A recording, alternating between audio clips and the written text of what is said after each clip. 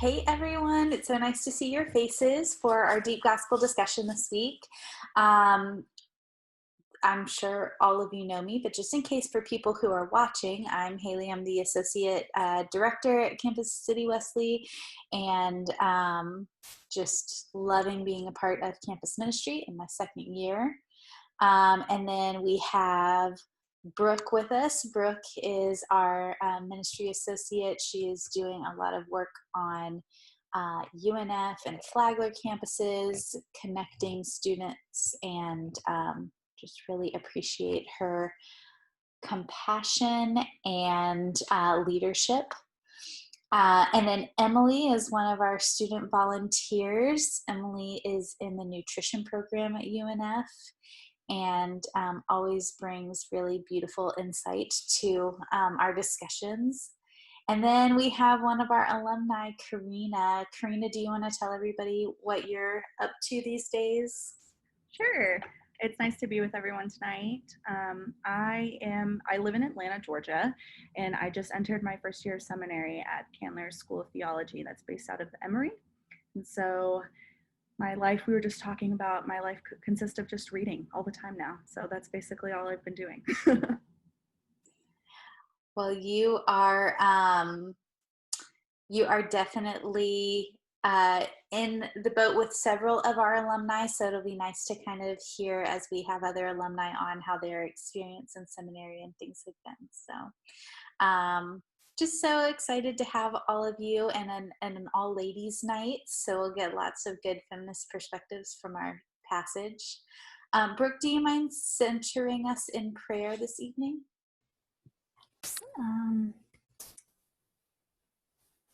God, thank you so much for bringing us together tonight. And I just want to thank you again. I know it's September.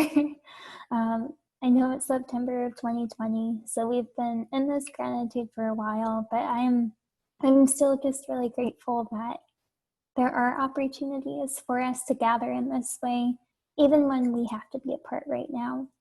I thank you for who you are. I thank you for your love and your grace and your mercy and just all the goodness that is you. And I ask that you will help us see you and experience you and know you and follow you. And that even as we read these words, even as we discuss inside of our thoughts, inside of our experiences and our perspectives and who we are, that you will make yourself known and guide us in the way that you want to lead us, Lord. And that you will shine through in these passages, that you will be present in our insights, and that all of our discussions will bring us closer to you. Thank you so much, God. We love you, and please be with everyone watching this, everyone that's going through deep gospel groups, and everyone, God. Yes, I love you, God. Amen. Thanks, Brooke. Emily, would you read our scripture for us this evening? We're going to continue in Matthew 18. All right. But if your brother has sinned against you, go and correct him between you and him alone. If he listens to you, you will have regained your brother. But if he will not listen to you, invite with you one or two more, so that every word may stand by the mouth of 2 or 3 witnesses. And if he will not listen to them, tell the church. But if he will not listen to the church, let him be to you like the pagan and the tax collector. Amen, I say to you, whatever you will have bound on earth shall be bound also in heaven, and whatever you will have released on earth shall be released also in heaven. Again, I say to you that if 2 of those among you have agreed on earth about anything whatsoever they have requested, it shall be done for them by Father who is in heaven. For wherever 2 or 3 are gathered in my name, there am I in their midst. Thanks, Emily. Definitely a lot to unpack in this scenario that we're given.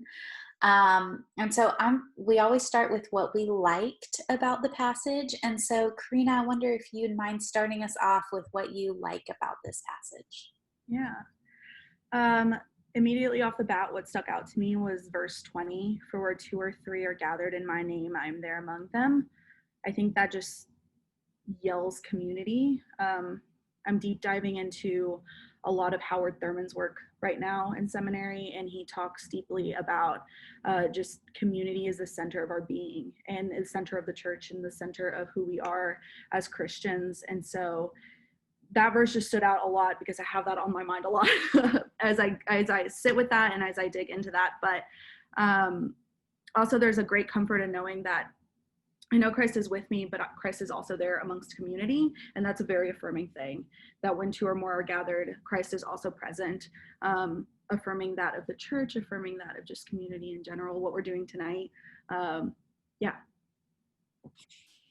Yeah, I was so steeped in this like imaginary conflict that I kind of like missed out the richness of just the presence of God in the passage, which I really appreciate you drawing that attention.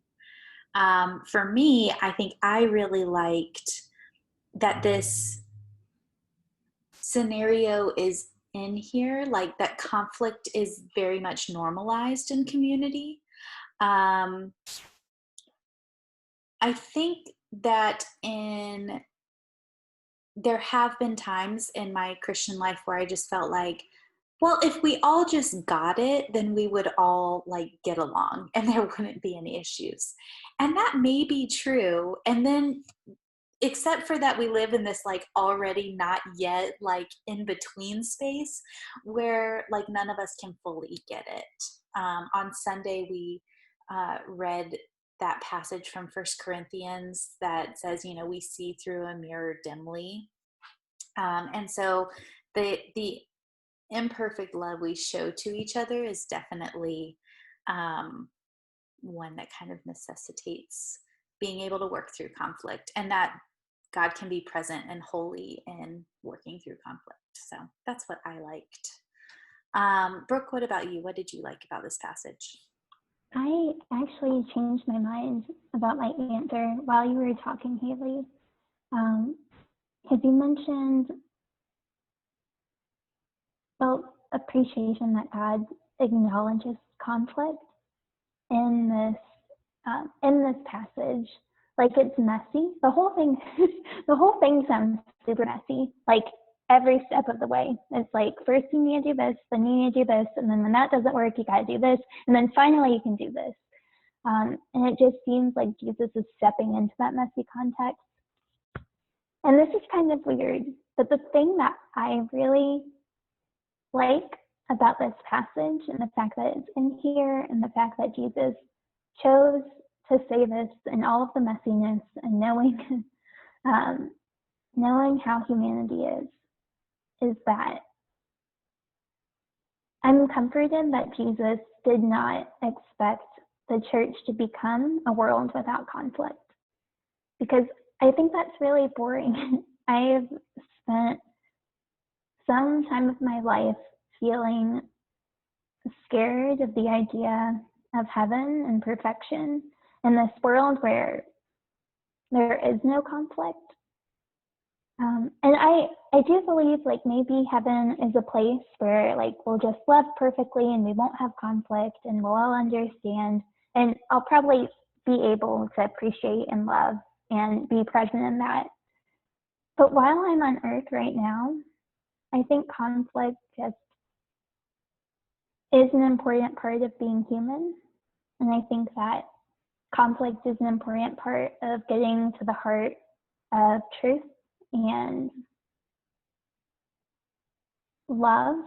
And it's just what happens when you get any people together in a room. Not everyone is going to agree. Not everyone is going to be on the same page. And there's beauty in that. And I am grateful that this passage opened me up to think about. Sometimes I might wish that everyone agreed with me, but really there's so much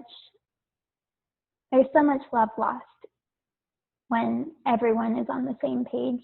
And through our disagreements and our arguments and our human messiness, I think that's where life and creativity and joy happen in their messy way. I really appreciate kind of acknowledging the growth that can come out of conflict, because that is like um, something that can kind of, at least I'm thinking specifically about ways that conflict has like brought brought a blind spot I had into like the forefront. Um, yeah, really good good things to be reflecting on. What about you, Emily? What do you think about, what did you like about this passage? Yeah, mine, what I liked was also very focused on like conflict and communication between people who have different perspectives. And I think that's like a very important part of free will, and the free will that God gave us, Brooke, is like that we don't all agree, and we all just like are not like, oh yeah, so holy, but it's like so we can like discuss and find our way like on our own, and then also like listening to what other people have to say. And like a big part, and like the main thing that I liked is that Matthew discusses like talking to the person like one-on-one, kind of like trying to figure out your conflict before like taking it to someone else and being like, hey, yeah, this person like sinned or did something wrong, or I don't like it. And then the other person would just be like, yo, man, we didn't even like talk about it yet. So just like be able to hash it out like directly, because I'm such a direct person. I do not like whole like indirect passive aggressive, not my thing. So yeah, just like all of that is, really liked it. You know what you sparked for me, Emily, is when you talked about conflict kind of coming out of free will and the way that God created us. Like, God also wanted the type of authentic relationship with us where we would have conflict with God. Like, free will creates a situation in which we aren't going to even please God all the time. And so there's just something like really interesting, you know, that God could and did create beings that don't have free will and yet find something holy and mirroring of who God is to be able to have that kind of interaction. Take us further, Brooke. No, I just wanted to say, I just find the idea of conflict with God so familiar, because I just feel like that's my relationship with God right now. Yeah, and it just doesn't feel like an option to me. That's just how it is. But I do like the idea of like God created us to have conflict. And I'm thinking of that story with, what's his name? Jacob in Genesis. I got to clarify, not Jacob Ernest. Jacob in Genesis wrestling with the angel or God or the man, which it would be so rude if he didn't realize that the man, like if he didn't think it was God, that would be super rude. But yes, I'm grateful that there's evidence that God welcomes us fighting with God. Karina, did you have an added thought? Yeah, this is just making me think, as from my perspective as a woman, but on top of that as a Latina woman, I was always told to not question and to not Even there was always like a period when it came to God. There was never a question mark that was allowed to be entered. And over the years, I have learned freedom, and I've found freedom, I should say, in being able to wrestle with God. But that is an interesting perspective that I carry, and I wonder if you all carry this as well, is that that was what I was told my entire life, to avoid conflict, to always, just be in agreement, be nice, be like kind, and all this stuff, that I had to make sure that I was catering to everyone around me. And maybe that's contributed a bit to my Enneagram too, that I wear, of like wanting to always just make sure everyone was good and everyone was happy. And a part of me, I kind of I really resonated with what you said, Emily. Like, I don't do a lot very well with passive aggressiveness. If we need to talk about it, I can be confrontational. But I was always told to just bring that down. And so that brings up an interesting thought as we're talking about, as I'm hearing you talk, Brooke, about how you wrestle with God so willingly and freely right now. And that is just how you see God right now. That is the thing that sparked in me.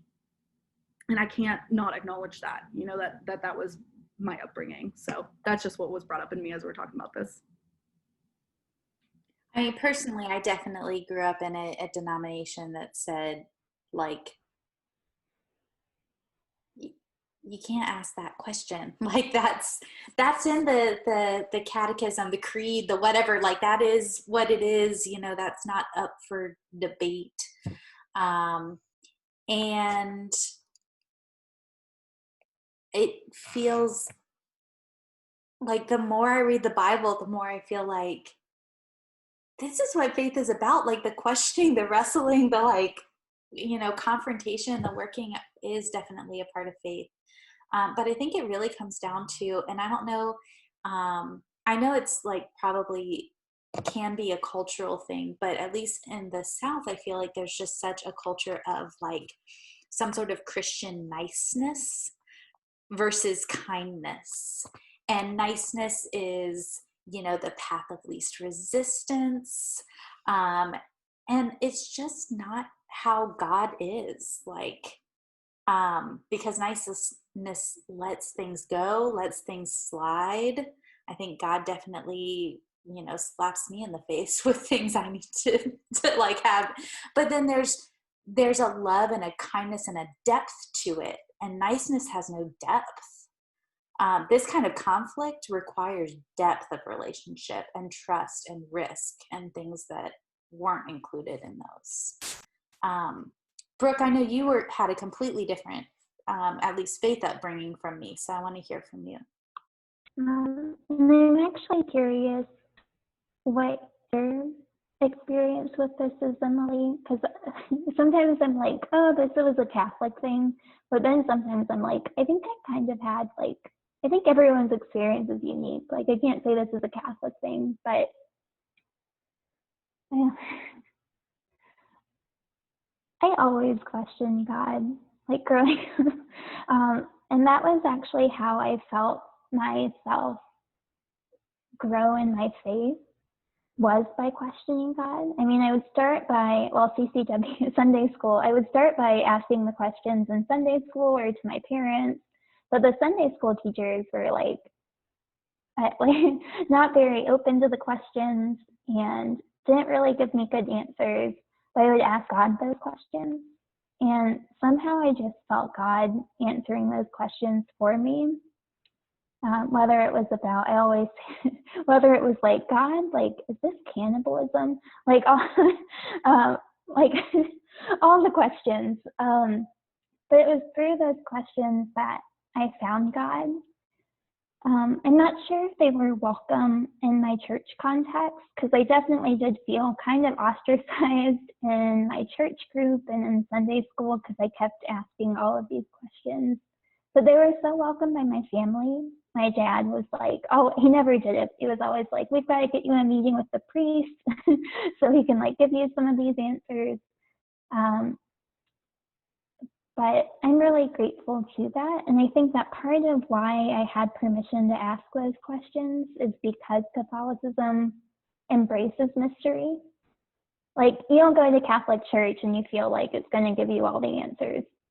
like it's inherently not a place for simplicity and certainty, but rather a place of trust and mystery and otherworldliness. From one perspective, like that's one way of entering Catholic Church, and I think that's the way that I entered it. And because Catholicism values right action, not right belief, so it wasn't like I had to believe all the right things, and I think that gave me space to question and figure out what I really did believe.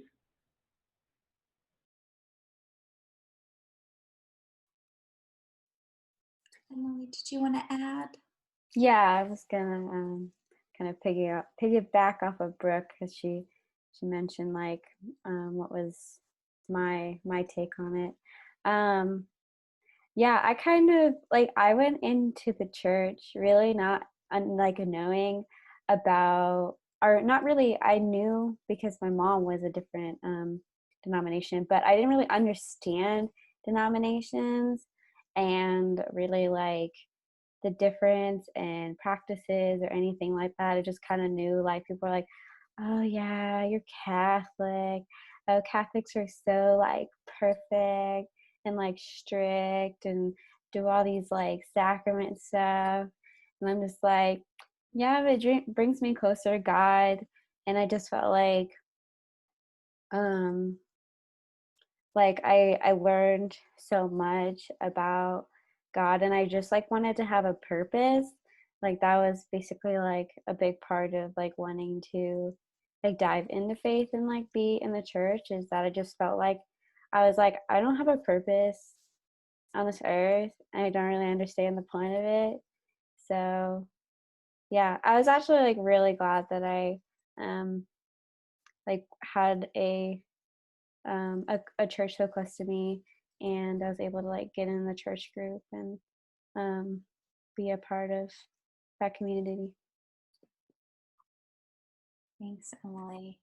One of the things I like about the structure of our deep gospel discussions is that we make all of this room to like ask questions of the text itself, and so that's usually for me where those challenges are, or where those questions are. Brooke, what challenged you about this passage? We'll start with you. Yes, I like the last one. I had my first answer to the question, and then right before this started, I was looking over the passage, and I was like, actually, I struggle more with this thing. Yes, verse 17, and because we really should like post this at the top, but we are doing Matthew 18:17. If the member refuses to listen to them, tell it to the church. And if the offender refuses to listen even to the church, let such a one be to you as a Gentile and a tax collector. And that bothers me for a few reasons. But why it really stood out to me was because I saw something on Instagram or Facebook. It was like one of those, like, sentences. I really liked it. It was inclusive and kind, and it was like, Jesus welcomed the tax collectors, and another thing was like, Jesus, that's like how Jesus treated them. Like they were just people at his table. So that's like not how, according to this passage, and I just have problems with Matthew, but according to this passage, that's not how Jesus is treating tax collectors and Gentiles as a Gentile in this moment. Jesus is using tax collectors and Gentiles as a stand-in for someone not in the community and as someone borrowed from the community. And I can find some understanding for that, because even though my version uses the word, I'm looking at the NRSV, my version uses terms for church. So already imagining this within a Christian community, I don't think that's probably how the words really translate, because I don't think that Jesus had or was using language for the church at this time. So Jesus was talking to his Jewish followers about the Jewish community and about living within Jewish community. And within Jewish community, Gentiles are on the outside, and tax collectors do have a unique place because they are, in some ways, taking part in oppressing people. So I can find some understanding of this passage, but it is so hard because it complicates that narrative that I had thought only a few hours ago of Jesus welcomes everyone, even the tax collectors. Yeah, thanks, Brooke. I think in some ways it has felt to me like that statement, like just let them be like a Gentile or a tax collector, has been like the end, like just cut them off. And so in some ways, claiming the larger narrative of Jesus that says, oh, you're the guy who eats with tax collectors and sinners, you're the guy who like draws near to people who are outside the community. It opens up this small window where that's not like, okay, you're completely out of the community, which is definitely something that I needed to hear. I think, oh yeah, say more about that book. No, yeah, I really love that image because within that context, it's like these are people that you are going to continually work to be reconciled with. And that, like, there's this cycle of bringing in. And I'm doubtful. I'm doubtful just because I'm suspicious of Matthew's gospel after going through it so intensely this year. But I do really like that. I really do like that reading of it. It still doesn't change the fact that you know, of what you said, that how the audience would have heard it. And so I do think it's still a point to be wrestled with. I think the point that I struggle with is more about how it is very easy, I think, for this passage to be used to say God's on my side and you're the odd person out. Because I think, like, okay, so it's if 15, if a member of the church sins against you, go and point out the fault when the two of you are alone. I think that probably is more of the main point than anything else in the passage, because I don't think many people do step one. I think like we go immediately to like, let me get my posse together, let me pull out my Bible and like highlight all the verses that say that I think you're wrong. Let me like make sure I have all of my ducks in a row so that I'm like armed and ready. And yet I think a lot of times when you do the first thing, sometimes you usually find out you're the person who's wrong. I don't know. Has that only ever happened to me? Like that I've gone to somebody and been like, I am ready to go. I am so upset. And then be like, ooh, I totally am the one who messed up here. Like I had no clue about all of the texture to this discussion. And so I do think that that's more of the point of it. But what I've seen is I've got my posse, God's on my side, let's go, you're totally reading the scripture wrong, and like you're on the outside now. And so like what challenges me is like what is doing this like responsibly with humility look like? And I mean, like, the only thing I'm thinking about right now, because I'm so in this world of like doing all of our social media stuff, is the way that it is it is not uncommon for someone to see a video we do saying we are a radically inclusive community and just type out false teacher, blasphemy, and just like zing, like they totally got us, you know? And so like, I'm definitely thinking of it in that context of like how this so easily gets used as you're wielding scripture wrong and I'm wielding it right. There's no middle ground, you know, and there's no agree to disagree, generous orthodoxy in that kind of conversation. So that's what I'm wrestling with. It's not a final thought. That's just kind of where I'm going to end it. And Emily, if you'll pick it back up with your challenge and move us along, that'd be great.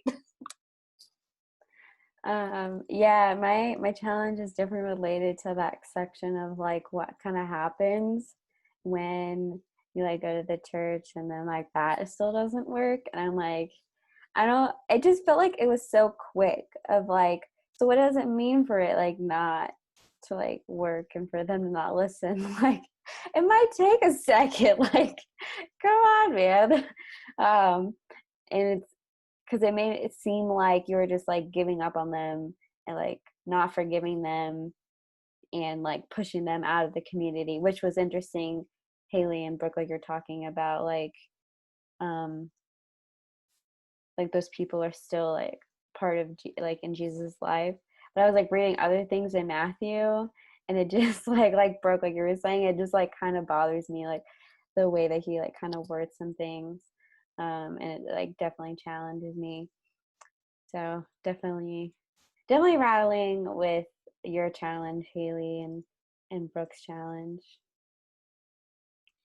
Yeah, and I think I just want a little bit of direction of like, can we get just like an idea of what counts as a sin against someone? Like, I mean, is this like I said I was bringing potato salad and you brought potato salad? Or, you know, is this like some sort of like orthodoxy type agreement? Like, exactly where's the line? Because I think some people draw the line very low of what's going to excommunicate someone from the community.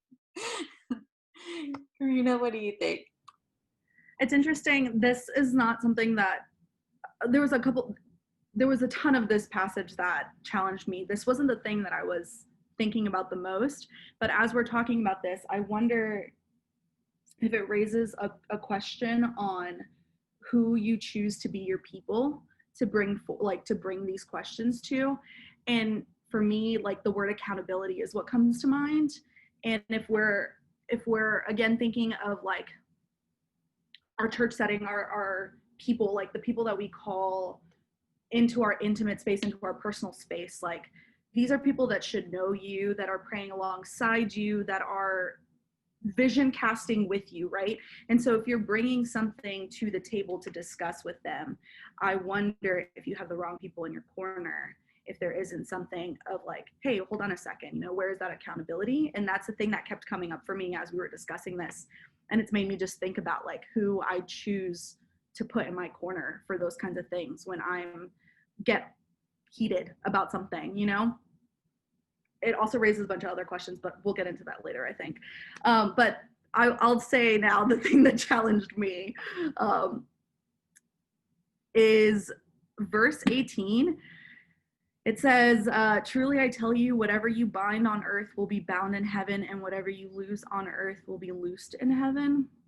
Listen, as someone who like really puts everything into what she's doing right now and just the work and the things in my dreams, I really struggle with that verse of like, what does the things that I'm binding here together? Yes, there's something to be bound in heaven, but what do you mean I'm going to lose it? What do you mean that I'm going to like, it's just going to be like left here? And that's something that I wrestle with as I like, just so I hate to almost admit it, but I really define myself in the things that I'm doing. And so that just challenged me and was just a good reminder of like, why am I here? What am I doing? What am I putting my energy towards? But yeah.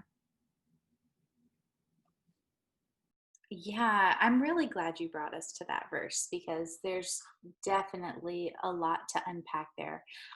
I've read it so much as earlier in Matthew where Jesus is telling the disciples, like, um, I wish I had looked this up ahead of time.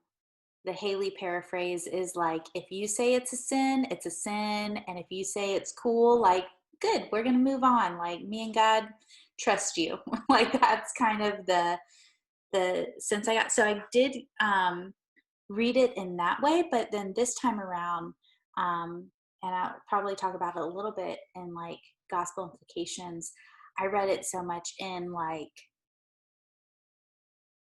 the act of forgiveness, which still makes it a challenge. Because if you're saying, if whatever the whatever is like the beef between me and somebody else, then if you're saying grudges are eternal, that's like really challenging. I would much rather it be like you know, something where I didn't have that much power over the way I'm going to view another person for the rest of eternity. Um, but also brings us back to like the power that forgiveness really has, not just for that person, but for us too, and keeping our hearts open in relationship and things like that. Um, Brooke, you go. Yeah, it's another thing where if this is how it's meant to be interpreted, I disagree with it, like with what is being said, because I just can't believe that. Like I can't believe that God will respect my grudges, because I don't think that God holds a grudge against the people that I hold a grudge against. So I wish it said, and I guess I just have to struggle with this, and I have to struggle with my reading of it and the meaning of it and the truth in it. I struggle with the idea that not everything is loosed. Like what you bind here will be loosed in heaven. That's what I wish it said, and that's what it says in my heart, but that's not what it says.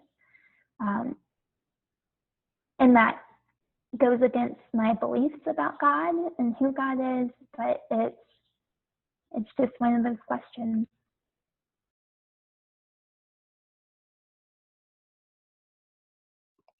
Karina, do you have a final word on this verse and kind of where it's landing for you? Man, it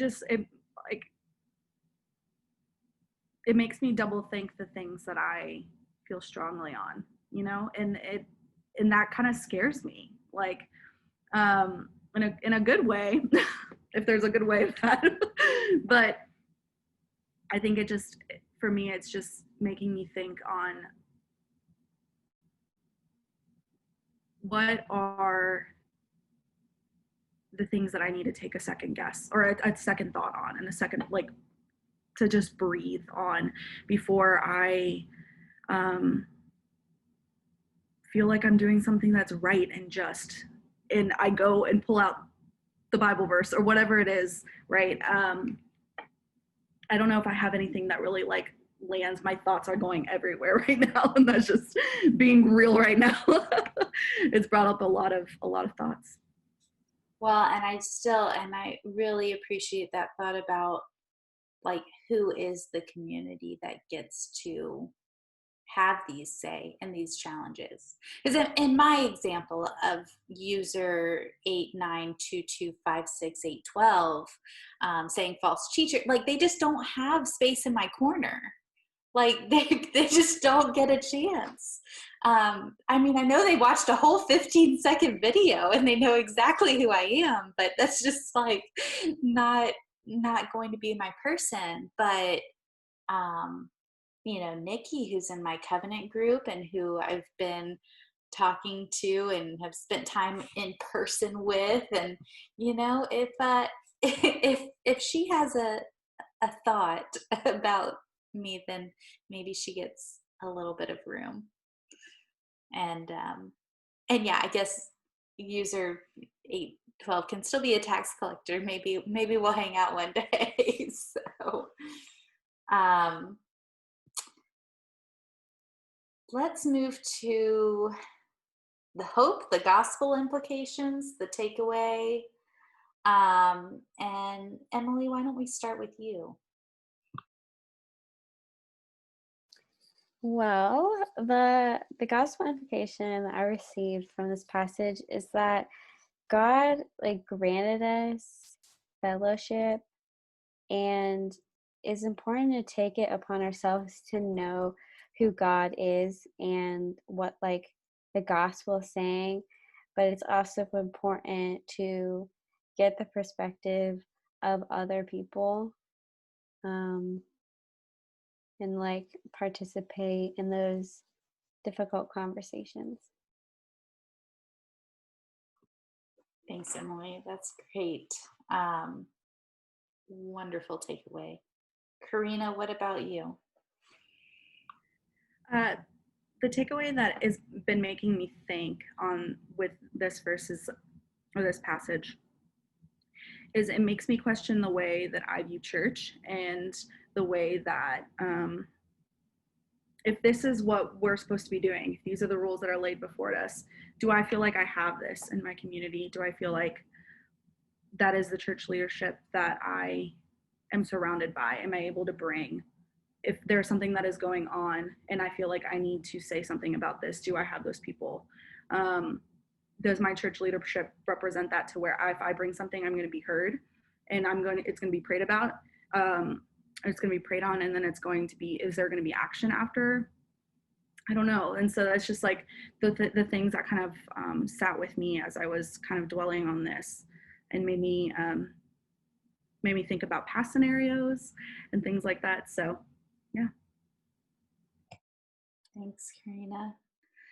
I'm struggling with my gospel implication. I mean, I can think of some that are very, very surface level, like, ooh, I need to handle conflict better, which, I mean, I guess that's not a surface level per se. This might just be the four in me who's that's not unique. That's what it says.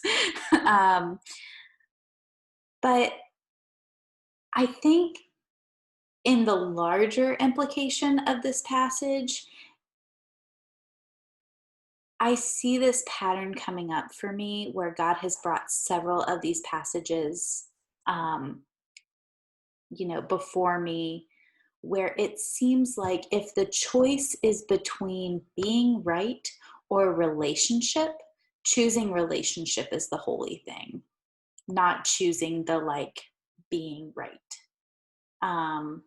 And so I can't say that this says this explicitly anywhere, but I wonder if that's some of kind of the bottom line about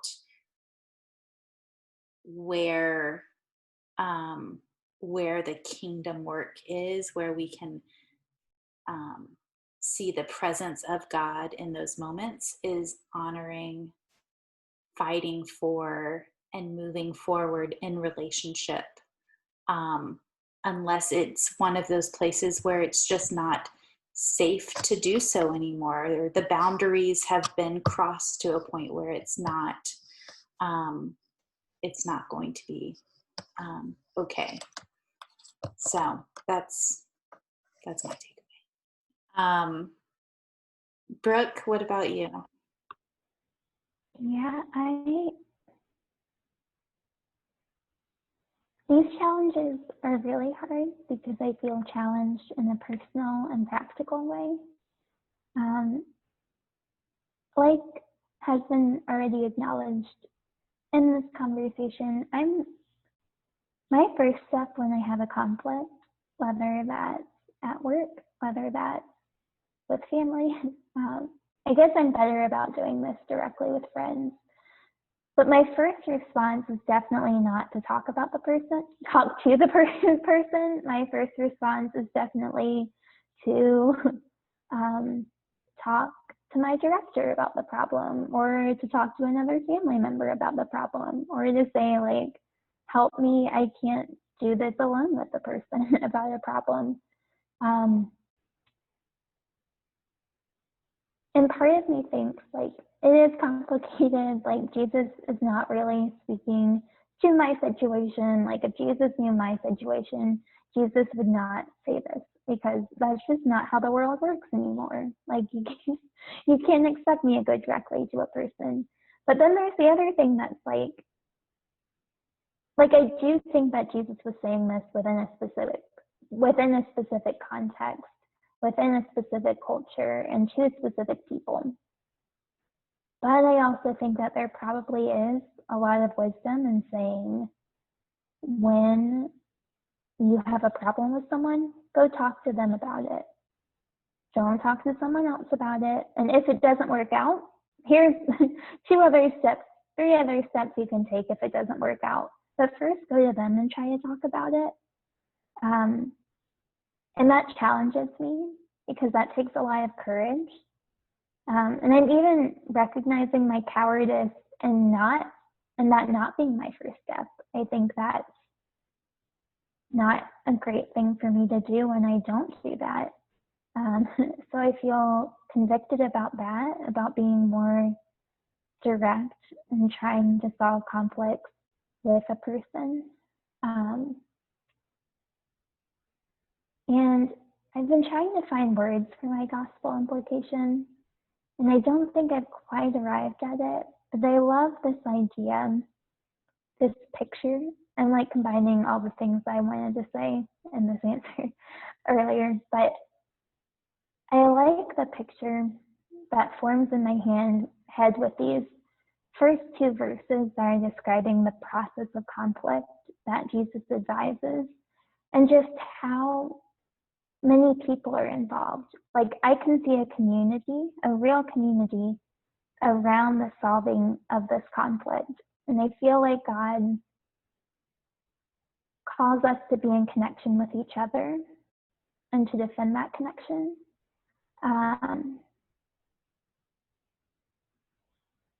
Like God calls us to be in connection with each other, even though Jesus is acknowledging there will be points of disconnection. There will be points of disconnection where like you have to go to the judge, where you have to like speak before a church about something. But I still want you to keep seeking connection again and again and again. And that's challenging. That feels really challenging right now. And disconnection is such a big thing in our culture that just seems encouraged by dialogue in this country. I just never dreamed that our country would be so divided and that the walls that separate us and our ideas would be so high. But I feel like Jesus's words to keep talking to people directly and to just keep trying. And even when someone is on the outside of that, to keep inviting them in if possible. That's a homemaking idea for me. I keep searching for this word. It's not wholesome. It's not whole. It's like a homemaking idea. And I really thought I would hate this passage because it's just one of those passages that I come to, like this rubs me the wrong way. But after all of this discussion, I think it's, I'm highlighting the passages in the gospel that I'm okay with. And I think this one's going to get a highlight. Thanks, Brooke. That's a great word, like about who we need to be in community and challenges and just the hard things that Jesus can call us to. And I've really enjoyed our conversation. I could keep going with a whole added conversation, another hour on community and all of that. But thank you all for being with us. And Karina, would you just close us in prayer? Definitely. I invite you to join me in wherever you feel comfortable. Position of prayer. Gracious God, I thank you for the hard conversations. I thank you for the conflicting conversations, the challenging conversations. I believe you're present in those. And as we work through what that means and what that looks like in our own personal lives, what does conflict look like? What does it look like when we don't agree? When we feel like we are just so right, it just needs to be said.